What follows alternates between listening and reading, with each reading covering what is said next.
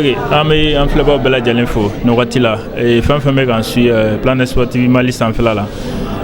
donc an b'a fɔ ani Cheikh Demba supporteru ka ɲɛmɔgɔ ka dan kan n'ale bɛ ɲɔgɔn bolo donc i n'a fɔ a b'a kalama ko Coupe du Monde éliminatoire ale baaraw bɛ sɛnsɛn na ka na supporteru jɔyɔrɔ ye mun ye a bɛna kuma o kan bi donc Cheikh i ni ɲankuma a b'a ni ɲɔntuma Tangara basi tɛ kɔni donc tɔrɔsi Cheikh mun ye Coupe du Monde éliminatoire a baaraw bɛ sɛnsɛn na ka na donc Mali bɛ don kulo na septembre kalo tile fɔlɔ aw supporteru ka niveau la d'abord a yɛrɛ ɲɛ bɛ nin Coupe du Monde éliminatoire la cogo di bon an ɲɛ b'a la cogo min n'Ala sɔnna an bɛ taa n b'a fɔ mɔgɔw ye supporteru aw bɛ yafa ma bɛɛ tɛ se ka taa ne kɔni bɛ taa an b'a fɔ an ka autorité n'u m'an ka terrain ko jateminɛ anw sɛgɛnna dɛ n'a fɔra k'an ka match de bɛna taa Maroc mɔgɔ jumɛn de bɛ se ka taa Maroc donc vraiment n b'a ɲini autorité fɛ ministère des sports fɛ ka ɲini fédération président fɛ ka ɲini an ka président de la république fɛ Assimi a n'a ka premier ministre Choguel u ka fɛɛrɛ kɛ Mali kana terrain kana suspend ni ɲɔgɔn kow la bilen n'a fɔra ko gouvernement ballon bɛɛ bɛna taa kɔfɛ mais Maliens b'a lajɛ télé de la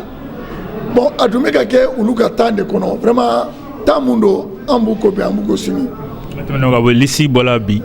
yalima a yɛrɛ ɲɛ bɛ lisi na cogo e yɛrɛ bɔ ntolatila minnu welela o bɛ se ka Mali ka baara kɛ wa bon Mali ni ne ye kuma dɔ fɔ Maliens b'a ko Cheikh Demba ka kuma ka ca balontanna ko tɛ Mali la o balontannaw mana ɲɔgɔn sɔrɔ an tɛ maga soba jugu ye an teri tɛ Mali sélectionneur de don a yɛrɛ y'a fɔ pouvoir dɔ de b'a bolo an tɛ se ka foyi k'a la mais an b'an ka point de vue di Mali problème ye joueurs bɛ jouer cogo di hali o journalistes aw tɛ courage sɔrɔ ka fɛn dɔ f'u ye ni joueurs farala ɲɔgɔn kan a bɛ kɛ cogo di n'o tɛ tiɲɛ yɛrɛ don joueur dɔw mana mais minnu nana u bɛɛ bɛ se balontan na bi n'i y'a jateminɛ jɔn bɛ Europe k'i bɛ jouer ka tɛmɛ Maliens denw kan an bɔra CHAN min na ka na Maliens den joli de feerela ça fait que u bɛ se balontan na an b'a ɲini an ka encadrement technique fɛ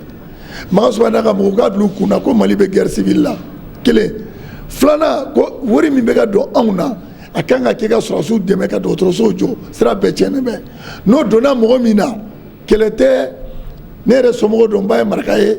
n tɛ siran mɔgɔ ɲɛ ni Ala ye baara kalifa ni baara ɲana i bɛ côté de n'a ma ɲa i bɛ baara bila mɔgɔ wɛrɛ bɛ na an bɛ fɛ ka taa Coupe du Monde de la o y'an ka laɲini. Mali ka ballon bɛna taa Maroc Côte d'Ivoire ka sɔrɔ an na yan Laginɛ ka sɔrɔ an na Mauritanie ka sɔrɔ an na ballon bɛ se ka taa nin yɔrɔ ninnu bɛɛ la wa a fɛɛrɛ fana bɛ nɔgɔya munna an taara fo Maroc. bon o de an yɛrɛ kamana gannen tɛ yan an bɛ mun de fɔ n'a kɛra Buwake match la bɛɛ anw taara mobili de la n'a kɛra Laginɛ o y'an ka dugu de ye a mana kɛ cogo cogo balontan gɛlɛya n'an an ka sigiɲɔgɔnw cɛ mais Guinéens tɛ k'an jɛ fɛn na Ivoiriens tɛ k'an jɛ fɛn na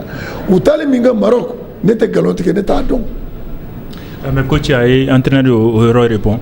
c'est que FIFA ka niveau la sisan match Covid kama terrain ma labila supporteru ye donc o de kama a taara a ka jaabi kɛra o ye maintenant e ko ko a bɛ fɛ ka taa maintenant a bɛ taa mɔgɔ joli ɲɔgɔn bɛ taa ni le fait que FIFA yɛrɛ ma terrain labila est ce que o fana tɛna kɛ handicap dɔ ye supporteri kan. ka taa yɔrɔ jumɛn Maroc wa an bɛ taa Maroc an ka ekɔlidenw bɛ yen wa ne ye ci bila o ma fana n'an taara n'i bɛ walitigiw la i bɛ walitigiw sariya bonya mais balontan bɛ ka kɛ dugu dɔw la o ne n bɛ taa ni jɛnbɛw ye ni Ala sɔnna n'an taara an b'an jija hali n'an bɛ animation kɛ kɛnɛma de équipe nationale kɔni ɲɛnafin t'u minɛ mais an bɛ mun fɔ an ka mɔgɔw ye balontan yɔrɔ dilanna balontan de kama balontan yɔrɔ dilanna balontan de kama n'a fɔra ko Mali balontan yɔrɔ de ka ca ka taa ATT Alpha la ka n'a bila IBK la notre pays est le meilleur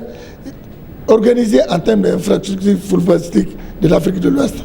quand on est bɛna taa jouer au Maroc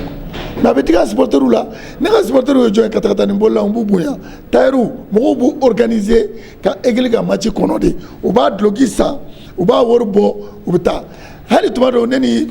ministère mɔgɔw bɛ fɔ ɲɔgɔn kɔ ani fédération mais u bɛ billet da de gɛlɛya Mali la n'i bɛ bɔ Sikɔrɔni ka na balontan la 26 mars la i bɛ essence 200 la san match ye sufɛ match ye journée FIFA sufɛla ye i bɛ dumuni kɛ 100 u bɛ billet kɛ 400 ye moto tun bɛ garé dɔrɔmɛ 20 u y'o kɛ 40 ye k'o kɛ 100 ye n'aw journalistes il faut donner si bi an ɲɛ b'a la an ka terrain 26 mars bɛ cogo min terrain ɲɛnamaba de don comme Malien ta ka fɛn ɲuman de dɔn souvent n'a fɔra k'o bɛ taa dégradé ou bien problème bɛ kɛ fo ka taa anw lajɛ Maroc autorité kan k'an dɛmɛ sinon an sɛgɛnna dɛ. voilà est-ce que wele kan bolo ka ɲɛsin balontannaw ma o bɛna don éliminatoire min kɔnɔna la walasa o dusu bɛ se ka lami cogo min na. non balontannaw tulo bɛ mankan na an ka fantanw ka wari de bɛ ka fara ɲɔgɔn kan ka d'u ma n bɛ nin club la n bɛ nin club la an mago t'o la an ye joueurs ye u bɛ club bɔ la n'u nana jamana dɔw b'an kɛrɛfɛ ne t'u tɔgɔ fɔ mais o jamana ka joueur olu bɛ diɲɛ kuloba bɛɛ la u bɛ taa min u mana taa yɔrɔ o bɛ bɔ dusukolo de b'o kɛ ni min b'a dɔn joueur la amari ni terikɛw k'a bɛ na an ka yɔrɔ la ka n'i yɛrɛ yira de ka kulusi lajigi portable bi tulo la an yafari ma joueur dɔw b'a na mais appel lancé Alujeng n'u ye joueur kuraw de ye ne y'a ye u bɛ ballon ta cogo min kɔfɛ vraiment dalen b'u la n b'a dɔn ni denmisɛnnin ninnu bɛ yɔrɔ min u bɛ min fɛ an k'u bonya n y'a ɲini supporteriw fɛ u ka n'u ba n'u fa neni walidenw de don quoi et puis somɔgɔw b'u la n'an gagné fana a ka di joueur ye souvent ni joueur min ma ballon ta an y'o de fɔ coach ye o n'i nana n'a ye parce que e de y'a wele komi a ko k'ale de ye Mali sélectionneur patron ye d'accord mais an fana ka fantanw ka wari n'o dira ma n'i bɛ ballon ta an bɛ supporteriw labɔ k'i bali ka don carré kɔnɔ o t'anw sɔrɔ baara la conclusion ye fɛn mun ye an ka sɔrɔsiw minnu bɛ ka sa ala ka saya jɔ sɔrɔsiw sɛgɛnna an y'a ɲini Asimi fɛ a bɛ baara min na a ka dɔ fara a kan politique kuma tɛ an tɛ politique mɔgɔ ye an y'a ɲini Choguel fɛ mais ne bɛ mun fɔ Bavier ninnu ka assemblée min kɛra assemblée a banna u y'a mun fɔ an ye an ma wele n b'a fɛ Bavier ninnu ka an jate u k'an bonya dɔɔni supporterat dan tɛ jɛnbɛ fɔ ye dɛ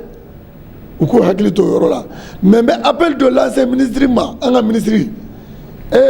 an ka 26 mars kɛra n b'a dɔn n b'a fɛ hali dépôt ka fisa n'a ye sa ministre ka fɛɛrɛ kɛ ballontan ka taa cité ni 100 jɔ ye n'i y'a fɔ n'u m'i traité mɔgɔ nation dɔ ye an m'a ye ni bi tɛ u ka disposition ta ka aménager ka ɲɛ hali n'u b'a yɔrɔ di mɔgɔw de ma mɔgɔw minnu bɛ dumunikɛyɔrɔ ni fɛnw dilan mais nin situation nin tɛ Mali ma hɛrɛ ye dɛ n'i yɛrɛ taara yen bi i bɛ kabakoya mɔgɔ si t'a kuma fɔ 26 mars dun sɔrɔ cogo Alpha de y'a jɔ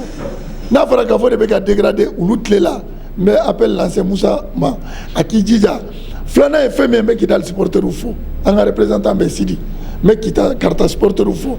aw journalistes a y'aw ka club d'origine dogo aw ka Mali supporter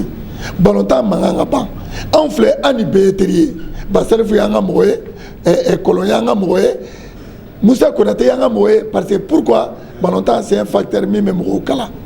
aw y'a ye apaisement min bɛ ka na Alahu t'a to Ala k'a to an ka jamana ka se ka taa an kana kɛ dugu ye dugu minnu b'an kɛrɛfɛ n tɛ dugu tɔgɔ fɔ minnu b'a fɔ k'olu taara coupe du monde na u bɛ taa yala foyi tɛ sɔrɔ Mali il faut que journalistes fana ka kuma an ka jamana de la coupe CAF b'an bolo o t'an sigiɲɔgɔn dɔw bolo an ka denmisɛnninw ye coupe ta 2 fois kelen bɛ an y'u ta o contre la o tun ye places bɛ aménager ko coupe bɛ t'u ka dugu la coupe nana foyi t'o kɛ ni barika tɛ an tɛ ɲɛbɔ mɔgɔ fɛ u bɛ fɛn minnu bɔ la an ka taa denmisɛnninw dusukolo la bamanandenya la maninkadenya la kɔrɔbɔrɔdenya na an ka taa an ka coupe ta Mali ye Yaoundé 1 kɛ a ma ɲɛ an bolo Yaoundé 2 ne de n'u taara finale la ni crise tun tɛ k'an tun bɛ jouer comme Maroc ne tun bɛ Maroc ci mais an taara finale min na a ma ɲɛ o ye Yaoundé 2nan ye bamanankan na Yaoundé 3nan o ye anw ye an bɛ taa Limbe Cameroun de y'an ka dugu de ye ni Ala sɔnna n'an taara Limbe aw minnu bɛ yan n'i ko k'an bɛ gagner o tɛ da mɔgɔ la o an ye Gabon ten aller retour ne y'a fɔ dɔw ko Seginɛ Danbɛ i ka kuma ka ca ni maliyɛnw kɛra ɲɔgɔn fɛ dɔrɔn ni Ala sɔnna an bɛ gagner joueur minnu mana sélection na an kana ɲinɛ o kɔ he Tangara an ka fɛn dɔ fɔ ne bɛ Serubilen fɔ n bɛ Kanute fɔ n bɛ Jila fɔ n bɛ Sumala b'a fɔ bamananw ko n'i y'i teri kɔrɔ bila i teri kura bɛ siri ɲɛ ninnu ye ko kɛ Mali ye mais Salif Keita fo Mali ye jamaniba de an ka k'an ka jamana fɛ an ka version rouge respecté ni Ala sɔnna Mali bɛ gagner. Président an bɛ qualifié coupe du monde na. n'an bɛ qualifié coupe du monde na nin y'an ta ye an bɛ qualifié coupe du monde na ko dɔ bɛ na kɛ min bɛ bala mɔgɔw la parce que joueur fɛn fɛn b'an bolo bi u bɛɛ de bɛ fɛ ka jouer e ma kɛlɛ équipe nationale nɔfɛ yan bon coach ma Musa Dembele ka kuma fɔ a dun y'a fɔ an ye k'a bɛ na bawo journaliste anw dɔrɔn aw tun kan ka ɲininka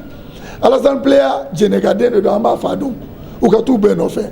dɔ b'an bolo Everton ko dugu a bɛ se ballontan na u ka t'u bɛɛ nɔfɛ n'u ma t'u nɔfɛ i ma Espagnol ye u y'an ka joueur minɛ na a bɛ jouer bilen yan danga tɛ dɛ foyi tɛ Mali ye jamaniba di u ye adama minɛ anw na an ye kɛlɛ façon bɛɛ kɛ adama nɔfɛ adama bɛ yen bi ɛsɛ remplaçant de tɛ joueur n'u tulo bɛ na Alassane n'aw ma na aw ka ko b'aw bolo ye an kɔni n'Ala sɔnna an bɛ taa coupe du monde na.